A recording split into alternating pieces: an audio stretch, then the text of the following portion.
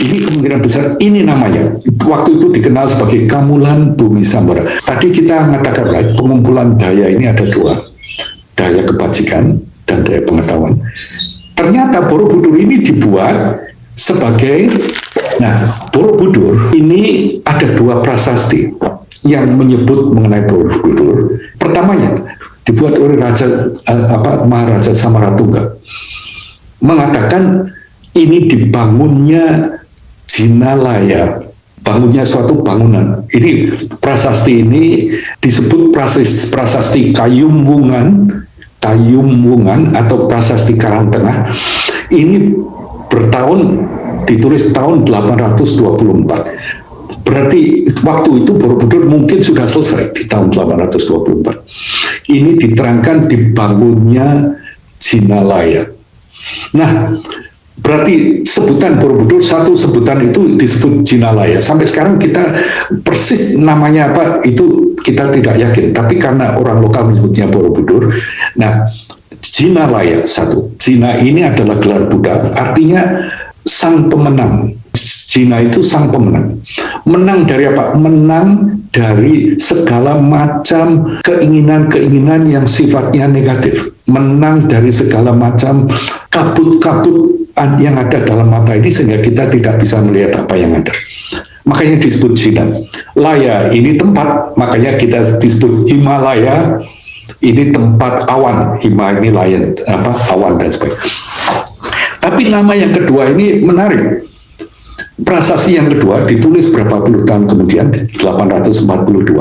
Ini dikatakan di desa Tri Tebusan ini akan diberikan sima, diberi kebebasan untuk membayar pajak, tapi desa itu diwajibkan memelihara, mendukung suatu bangunan yang disebut Gamulan Bumi Sambara.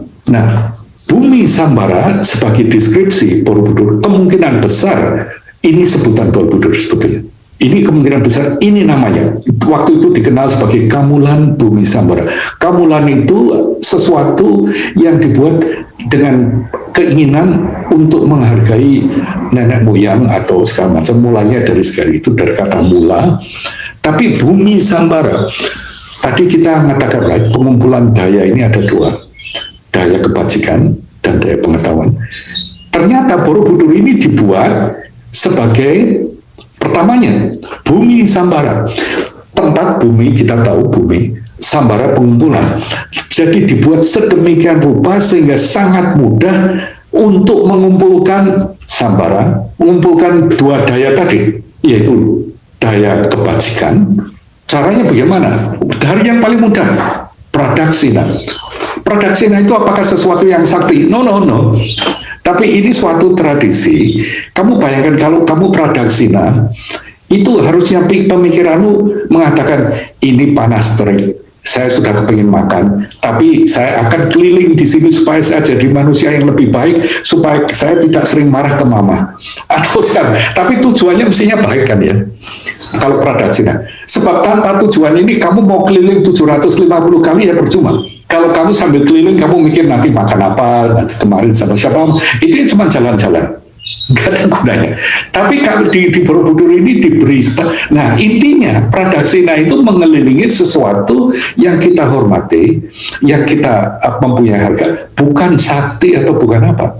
Tapi dengan, makanya dulu kalau ketemu, di semua sutra selalu dikatakan, orang kalau ketemu Buddha, bersembah, kemudian mengelilingi 3 kali baru duduk. Artinya apa? Mumpung ada orang yang dihormati, saya kelilingi 3 kali. Tujuannya apa? Mengumpulkan berkah daya tadi.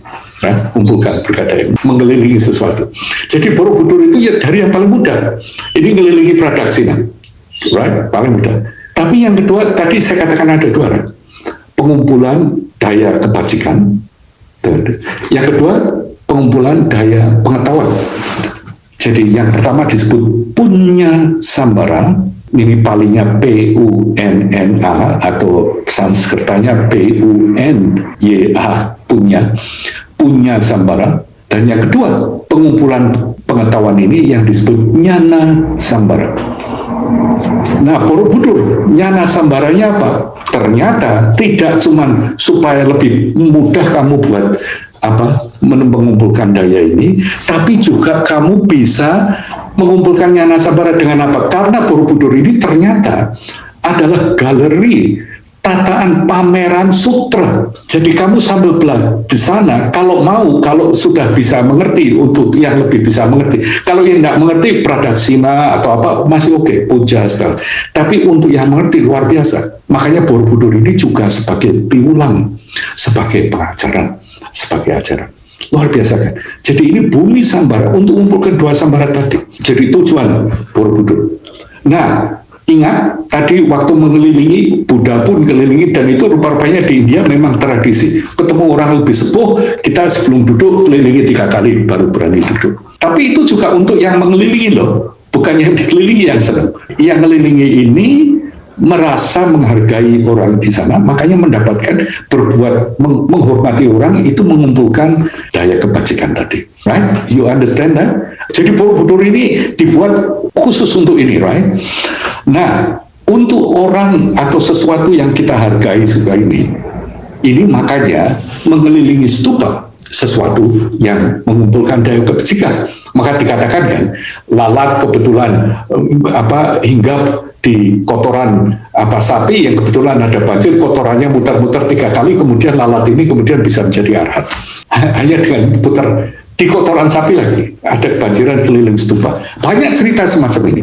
Karena apa? Karena ini juga percuma kalau nggak tahu stupa ini artinya ini loh kesempurnaan pikiran. Nah, di Borobudur itu tidak cuman bentuk stupanya yang diperagakan di sini.